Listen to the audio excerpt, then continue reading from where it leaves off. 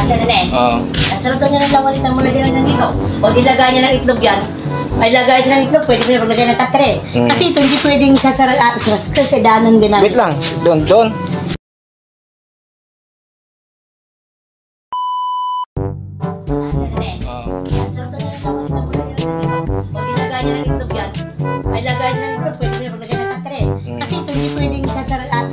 Danan din namin. Wait lang.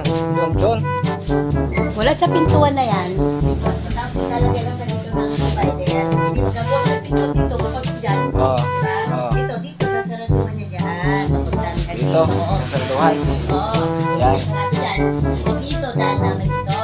Dahil ito, di pagpunta niya sa CR, basta gagamitin niya ng ano namin, ng ritual na dito. Daan ito papunta niya sa CR na tuhan. Yan dito. Sa CR na tuhan. Sa CR na tuhan. Nakabang na yung CR na yan, lalagyan na lang ng bowl yan, saka palibot na ganun. Yan.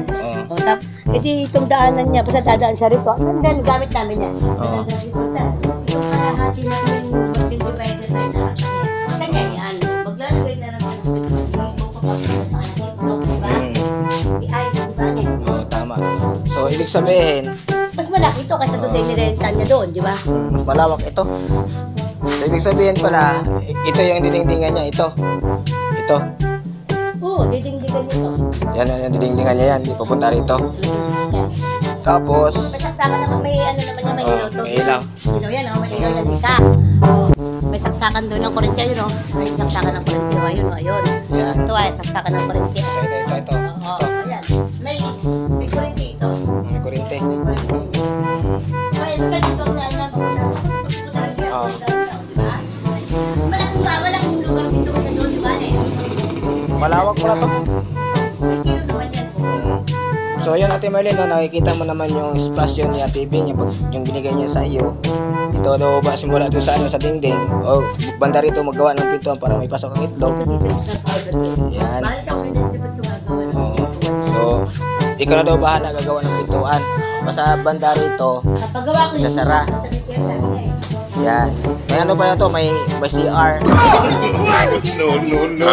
Oo. So maganda dito Ate Marlene, gawa rin, tingnan mo, napakalamig tapos hindi siya masyadong mababa ang yero. Mainit din naman, kaso lang mataas.